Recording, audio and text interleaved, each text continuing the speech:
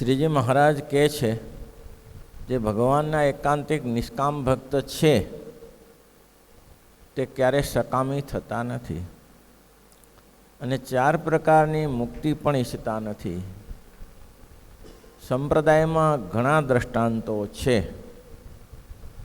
ભગુજી જ્યારે ઘવાયા ખબરમતરાને ત્યાં ખેતરમાં, પછી એની આમ શરીરમાં ઘણો વાઢ લાગેલો, આખા ખંભા વાઢ, જમણા ખંભાના વાઢ આખો લાગેલો, એટલે આમ લબડી પડેલું. શ્રીજી મહારાજની પાસે પાટોપિંડી કરીને મહારાજે કહ્યું, શું ઈચ્છા છે બોલો? મહારાજ, કોઈ ઈચ્છા નહીં, આપ રાજી રહો તે જ મારી ઈચ્છા. અહીં પણ તમારી સેવા કરવી છે ને ત્યાં પણ તમારી સેવા કરવી છે. હરિના જન તો મોક્ષ ન માગે, હરિના જન તો મોક્ષ ન માગે, માગે જન્મો જન્મ અવતારા રે, માગે જન્મો જન્મ. ભગવાનના ભક્ત ક્યારે પણ ભગવાનની ધામમાં રહેવું, એની સમીપે રહેવું, એનું ઐશ્વર્ય પામવું, એવું રૂપ પામવું એ ક્યારે ઈચ્છતા જ નથી. ભગવાનને રાજી કેમ કરાય એ જ પ્રશ્ન છે. જેમ રાજી થાવ તેમ. અહીંયા સેવા કરવાની છે ને અક્ષરધામમાં સેવા કરવાની છે. અક્ષરધામમાં શું સેવા હોય? તો મા સુખ છે. પણ એમ કહે છે કે અક્ષરધામમાં એ ભક્તની સેવા મળી રહેશે. શ્રીજી મહારાજને રાજી કરવા માટે એ સ્વતંત્ર છે, તે અહીંયા આપણે પરતંત્ર છીએ. આપણે ક્યાંય ગાયનું રૂપ ધારવું હોય તો ન ધરી શકીએ, હાથીનું રૂપ ધરવું હોય તો ન ધરી શકીએ, અને એ ગાય ગમે તેનું સાધનનું, ઘોડાનું રૂપ ધારણ કરી શકે છે.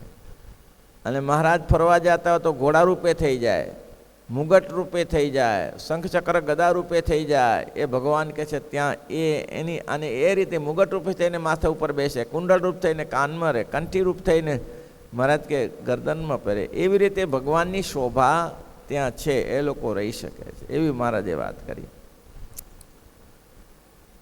ઉત્તર કરો પછી કોઈથી ઉત્તર જથાર્થ થયો નહીં. ચરપની ઈચ્છતા તે સકામ ભક્ત કહેવાય. એમ શું? ચતુર્વિધ કેવળ ભગવાનની સેવાને જ ઈચ્છે છે, નિષ્કામ ભક્ત. ઝીણાભાઈને કહ્યું મહારાજે, નાની ઉંમર હતી, 45 વર્ષની ઉંમર હતી, અને ઝીણાભાઈને કહ્યું, ઝીણાભાઈ તમારી શું ઈચ્છા છે કયો, તમારું આયુષ પૂરું થાય છે,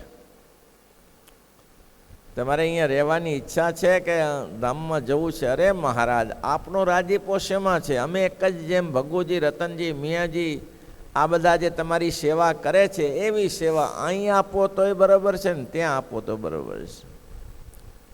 સેવાથી જ કામ છે. શ્રીમદ ભાગવતમાં 2 દ્રષ્ટાંત છે. ધ્રુવજીને એની ઓરમાન માતાએ અપમાન કર્યું. કથા પ્રસિદ્ધ છે, કે કથા વિસ્તારવાની નથી.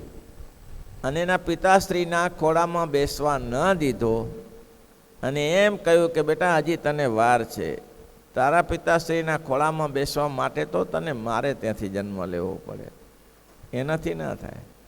આ વસ્તુ લાગી આવી. એની મા પણ રાજરાણી હતી, નીતિ અને સુનીતિ, રુચિ ને નીતિ. નીતિ પણ રાજરાણી હતી ને રુચિ પણ રાજરાણી હતી, બને. એ માર્મિક અર્થ એ છે, માર્મિક ત્યાં છે કે રાજરાણી કોણ? રાજરાણી તો 2 છે, પણ પેલી સુરુચિ છે અને સુનીતિ છે. સુનીતિ અને સુરુચિ 2 શબ્દ છે. આ 2 મહત્વના છે. સુનીતિ એટલે પોતાના નીતિ નિયમમાં રહો, અને સુરુચિ એટલે તમારી રુચિ મરજી મુજબ કરો. આ 2 શબ્દ શ્રીમદ ભાગવતમાં લખ્યા છે, સુનીતિ અને સુરુચિ. સુરુચિનું કામ એવું છે કે તમારી ઈચ્છા હોય તમે કરી શકો છો, અને નીતિ તો બંધન કરતા છે. એટલે એને અપમાન થયું અને એની મધરની પાસે ગયા કે મારી ઉરમન માતાએ આમ કહ્યું છે, હવે હું મારા પિતાશ્રીના ખોળામાં બેસે છૂટકો. ત્યારે એની મધરે સારા સુનીતિ તો સારું જ્ઞાન આપે ને સુનીતિ છે કે બેટા એ કંઈ આવશ્યક નથી કોઈનો સામલો લેવો હોય, કોઈને સામે પડવું એ આવશ્યક નથી. એને કરતાં શ્રેષ્ઠ વસ્તુ એ છે કે પરમાત્માના ખોળે બેસીએ તો ભગવાન એક એક વસ્તુ કરી આપે છે. કથાનો વિસ્તાર નથી કરવાનો. પછી આપણે જાણીએ છીએ કે આગળ ચાલ્યા અને ધ્રુવજી આગળ ચાલ્યા, નારદજી મળ્યા, એને કીધું જંગલમાં તમારાથી ના જઈ શકાય, તમારી ઉંમર નથી અને ખોટા હેરાન થાવ તમે. આ 5 વર્ષના બાળક જંગલમાં જઈને શું તપ કરે, તમને તકલીફ શું છે? તો કે આ તકલીફ, તો કે હું તમારા પપ્પાને સમત કરી દઉં, અડધું રાજ્ય આપે. તો કે ના ભાઈ ના, એ મારે નથી સમત, મારે જંગલમાં જ જવું છે. અને ધ્રુવજી જંગલમાં જઈને 6 મહિના સુધી તપસ્યા કરી. 6 મહિના તપસ્યા પછી ભગવાન પ્રસન્ન થયા ધ્રુવજી ઉપર અને ધ્રુવજીને કહ્યું માગો, તમે જે માગવું હોય માગો. અને ભગવાનની પાસે માગ્યા વગર ભગવાને એને આપી દીધું કે તમે જેના માટે આવ્યા છો એ તમારું અડધું રાજ્ય નહીં પણ સંપૂર્ણ રાજ્ય તમારા પિતાશ્રી તમને આપી જશે, આપ નિશ્ચિંત રહો. પછી ધ્રુવ પસ્તાયા કે આ તો ખોટું થઈ ગયું, આ કરવા જેવું ક્યાં હતું. આ ભગવાન મળ્યા પછી આ જગતની રાજ સંપત્તિ મગાય એ તો ભગવાન મગાય. બસ એને એવો સંકળીને એટલો પશ્ચાતાપ થયો કે મેં માગી માગીને ભગવાનની પાસે સંપત્તિ માગી. પુરુષોત્તમ નારાયણ આ તો એના જેવું છે. કોઈ રાજા પ્રસન્ન થયો હોય અને રાજા એમ કહે કે ભાઈ જુઓ તમારા મારા લાયક સેવા હોય તો તમારે નિશ્ચિંત રૂપે આવી જવું હો. તો કોઈના ઘરમાં ખેંચ હોય, શાક બકાલાના પૈસા ન મળતા હોય તો રાજાને કે મહારાજા 2 કિલો રીંગણા લઈ આપો ને. આના જેવું છે. હવે 2 કિલો રીંગણા માટે રાજાને રીઝવવાનું છે. એટલે આવી પરિસ્થિતિમાં રાજા પ્રસન્ન થાય ત્યારે 2-5 ગામ આપી દે, 2 કિલો રીંગણ જરૂર મગાય. તો ભગવાનની આગળ જેમ ધ્રુવજીએ કહ્યું મેં રાજ્ય માગ્યું હોય તો 2 કિલો રીંગણા જેવું છે. રામાયણમાં કહી 100 જાનત સોમોસન કઈ જાત ન કેસે, સોમોસન કહી જાત ન કેસે. શાક બનીક મની ગુણ ગન જૈસે, શાક બનીક મની ગુણ ગણ જૈસે, સોમોસન કહી જાત ન કેસે, સોમોસન કહી. સાધુ ચરિત શુભ ચરિત કપાસુ, સાધુ ચરિત શુભ ચરિત કપાસુ, નિરસ બિસદ ગુણ મય ફલ જાસુ, નિરસ બિસદ ગુણ ફલમય જાસુ. સંતને ભગવાનનો મહિમા તુલસીદાસજી કે હું શું કરી શકું, હું તો ખાલી 2 કિલો શાક બકાલા જેટલું કામ કરું છું. આધારાનંદ સ્વામીએ પડવાળા લખ્યું છે અધ્યાયોમાં કે બાપા હું કંઈ મહારાજના ચરિત્ર લખી શકવાની મારી હિંમત નથી, આ ભગવાન જેટલી હિંમત દેશે એટલું લખાશે. અને તેમ છતાં કોટીમાં ભાગમાં લખું છું. ભગવાન તો એના અપાર ને અનંતર. તો સોમોસન કઈ જાત ન કહેશે, એના ચરિત્રને હું શું કહું. શાકવે ચાલો શાકવે તારા બકાલી જેવું કામ છે. સોમોસન કહી જાત ન કહેશે, સોમોસન કહી જાત ન કૈસે, શાક બનીક મની ગુણગન જૈસે, શાક બનીક ગુણી ગુણગન જૈસે. કારણ કે સાધુનું ચરિત્ર અપાર છે. સાધુ ચરિત શુભ ચરિત કપાસુ, સાધુ ચરિત શુભ ચરિત કપાસુ, નિરસ બિસદ ગુણ મય છલ જાસુ, નિરસ બિસદ ગુણ મલ મલ ફલ જા. એના મહિમાને હું કહી ન શકું તેમ ભગવાનના મહિમાની આગળ ધ્રુવજીને પછી પસ્તાવો થયો, આખી જિંદગી પસ્તાવો થયો. માગી માગીને રાજ્ય સંપત્તિ, આવા મોટા અનંત કોટી બ્રહ્માંડના ઈશ્વર મને પ્રસન્ન થાય ત્યારે આ માગવાનું. તો કે કહ્યું તારે બસ ભગવાનની સેવા માગી લેવાની. અને ભગવાનનો જે નિષ્કામ ભક્ત છે એને ભગવાન પોતાની સેવામાં રાખે છે. પહેલાંને 4 પ્રકારની મુક્તિ મળે એના કરતાં ને વધારે મળે. કેમ? ભગવાનના ધામમાં તો ગયો જ છે. ભગવાનના ધામમાં તો મહારાજે તો એમ કહ્યું કે આ ગઢડું શહેર કંઈ દેખાતું નથી, આ લીંબ વૃક્ષ દેખાતું નથી, આ ઓરડા દેખાતા નથી, આ તો અક્ષરધામનું મધ્ય છે. એને તમે જાણી શકતા નથી, પણ હું જાણું છું કે અક્ષરધામનું મધ્ય છે. તો જ્યાં મહારાજ બેઠા છે તો અક્ષરધામનું મધ્ય જ છે. અહીંયા કને સેવા કરી કે ત્યાં સેવા કરી? મહારાજ જ્યાં સેવા તમારી થાય એ જ બતાવો, આવું ઈચ્છે છે ભક્ત. તો એને સામાન્યમાં શું કરાય? દ્રષ્ટિ જાય. આપણે જોઈએ શું શ્રીજી મહારાજના વખતમાં મહારાજ તો બહુ ખેલ બહુ કરતા ને. પાછા મહારાજના ખેલ નીતિ નવતમ ના હોય. 500 વર્ષની સભા ભરેલી, આ બાજુ હરિભક્તોએ બેઠેલા. મુક્તાનંદ સ્વામીને કહ્યું કે સ્વામી તમે અમે આ ગાદી ઉપર બેસ્યા છીએ, ઢોલિયાને માનો છો કે મને માનો છો? તમે ઢોલિયાનો આશ્રય કર્યો છે કે મારો આશ્રય કર્યો છે? મહારાજ અમે તો તમારો આશ્રય કરે. ઉઠો ઉઠો ઉઠો, અહીં નહીં. ઢોલિયાનો આશ્રય ન કરો ને મારો આશ્રય કરે, બેસો આગળ જઈને, અહીંયા નહીં બેસવાનું. એક પછી એક સંતોને પૂછ્યું, નિત્યાનંદ સ્વામી તમારે ઢોલિયાનો આશ્રય છે કે તમારો મારો આશ્રય? નહીં નહીં મહારાજ, અમને તો તમારો આશ્રય. જાઓ ઉઠો અહીંથી, નીકળો આગળ. બધા સંતોને ઉઠાડી નિત્યાનંદ સ્વામી, ગોપાળાનંદ સ્વામી કોનો આશ્રય? મહારાજ તમારો આશ્રય, આગળ બેસો. સુરા ખાતરને એમ થયું કે ભલે સોમલા ખાતરને સુરા ખાતરને આમ જો મહારાજને એમ કહીએ કે તમારો આશ્રય બારે કાઢે છે, એના કરતાં મહારાજ કે મહારાજને કહ્યું મહારાજ અમારે તો ઢોલિયાનો આશ્રય. હા બરાબર છે, આવી જાઓ આવી જાઓ આવી જાઓ, નજીક આવી જાઓ. ઢોલિયાનો આશ્રય હોય નજીક આવી જાઓ, આવી જાઓ આવી જાઓ. સુરા ખાતરને પૂછ્યું તમારે કોનો આશ્રય? તો કે ઢોલિયાનો. આવી જાઓ આવી જાઓ, અહીં ઉપર બેસો, અહીંયા બેસો, નજીક બેસો. હા બરાબર. પછી બધાને એમ થયું મહારાજ એમાં રાજી છે ઢોલિયાનો આશ્રય કરવાથી. તે 50 જણા ઢોલિયાના આશ્રયવાળા ઢોલિયાની ચારે બાજુ ફરીને બેઠા, અને મહારાજ ઊભા થઈને સંતોની જગ્યા, સંતો બેઠા હતા ત્યાં જઈને બેઠા. એટલે આ બધા ઊભા થયા, અને પછી સ્વામી તો ત્યાં એને મહારાજ પાસે, મહારાજ કે અહીંયા ના આવતા, તમને ઢોલિયાનો આશ્રય છે, ઢોલિયો તમને આપી દીધો, એ ઢોલિયા ઉપર બેસો, પૂજા કરો, જે કરો, મારે કંઈ તમારે લેવા દેવા નથી. જેને મારો આશ્રય છે તેને હું પાસે રાખું છું. ઢોલિયાનો આશ્રય છે, ઢોલિયાને બેસો, ઢોલિયા પાસે બેસો.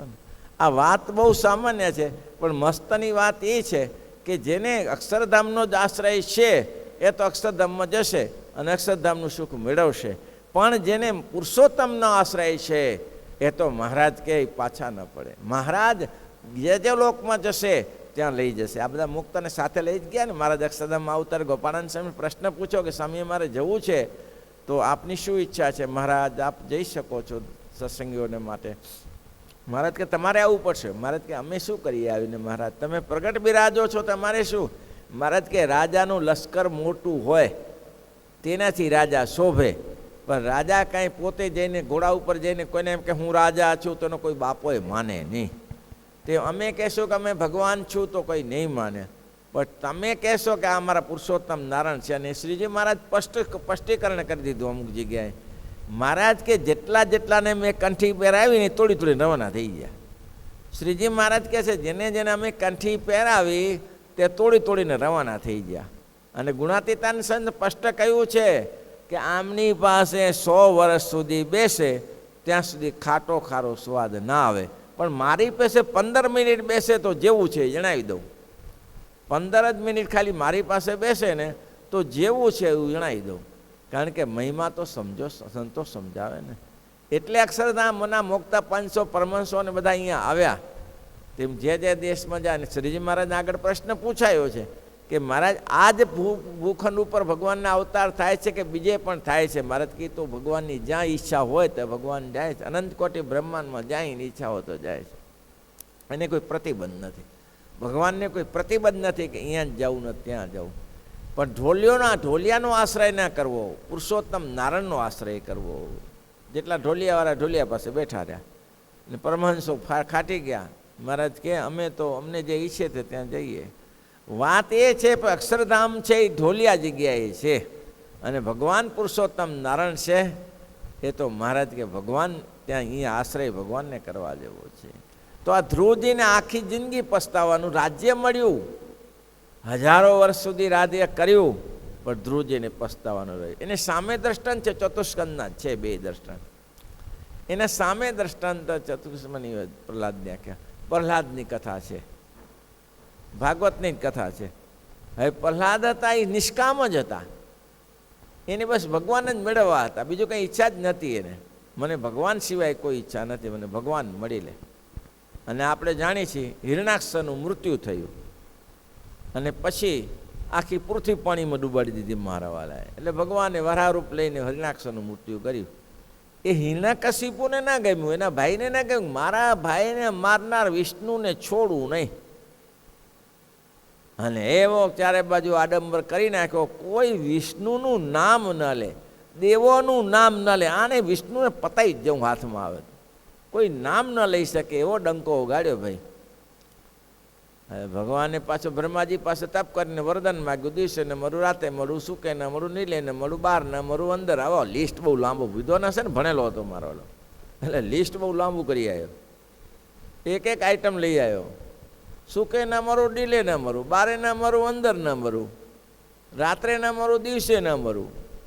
તો આને મારવો કેવી રીતે? બધા લોકો થાય કે જે કોઈ યુદ્ધ કરવા આવે ને લિસ્ટ બતાવી દે, જોઈ લો પછી આવો. કોણ આવે? જે કોઈ આવે ને લિસ્ટ તૈયાર રાખેલું બતાવી દે, આ લઈ લો, જોઈ લો, પછી આપણે કરીએ જે કરવું. તે બધાએ બધા થાકી ગયા કે આની આગળ નહીં થાય, કોઈ મારી ન શકે. અને શું પ્રસંગ છે, ભગવાનના ભક્તને કોઈ મારી શકતો નથી. હિરણ્યકશિપુનો સંતાન જ આવો ઊંધો નીકળ્યો, વિદ્યાર્થીને ભણવા મૂક્યો. તો જઈને વિદ્યાર્થીને કહે, જુઓ આમાં તો ભણવાનું છે જ, પણ આપણે એવું ભણીએ, શું નારાયણનું નામ ભણીએ, નારાયણ સ્વામિનારાયણ, સ્વામિનારાયણ કે નારાયણ નારાયણ કરો. હવે નારાયણ નારાયણનો આખો ઓમ નમો ભગવતે વાસુદેવાય ચાલુ કરી દીધું, આખી સ્કૂલ ચાલુ થઈ ગઈ. સંઢને અમર કે બાપા આ નહીં ઠેકાણું પડે, આ તો બીજા વિદ્યાર્થીઓને બગાડે છે. અને આપણે જાણીએ છીએ કે હિરણ્યકશિપુએ બોલાવીને ખવડામાં બેસાડીને કહ્યું, જો બેટા આપણો આસુરી સંપ્રદાય છે, આપણે અસુર લગતું કામ કરવાનું, પણ આ કોઈ કામ કરવાનું નથી. હા પપ્પા, કેમ, કોનું નામ? તો કે વિષ્ણુનું નામ લેવાનું. હે, વિષ્ણુ એટલે વિષ્ણુનું નામ ન લેવાય. કેમ? એ આપણા શત્રુ છે. અરે વિષ્ણુ તો જીવ પ્રાણી માત્રના મિત્ર છે, તમારો શત્રુ કેવી રીતે હોય? તમારો શત્રુ હોય જ કેવી રીતે શકે?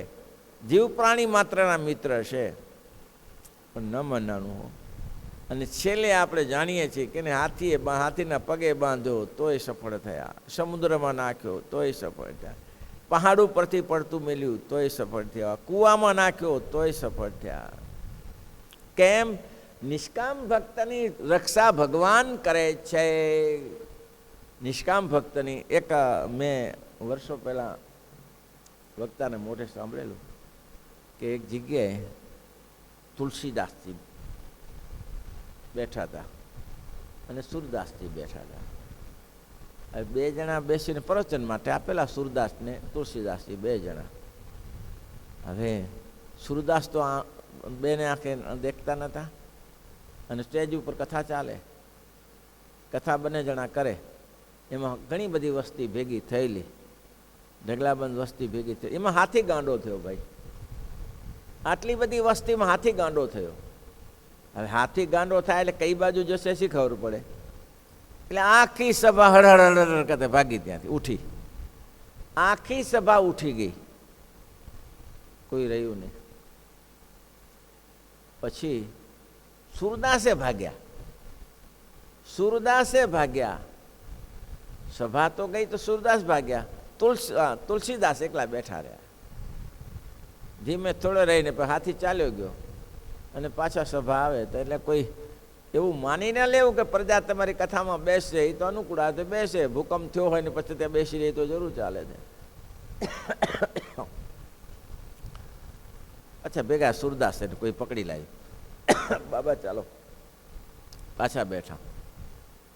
ત્યારે તુલસીદાસજીએ બહુ સરસ કહ્યું સુરદાસને, બાબા, તો કે હા, કથામાં હાથી ગાંડો થયો ત્યારે પ્રજા તો ભાગે,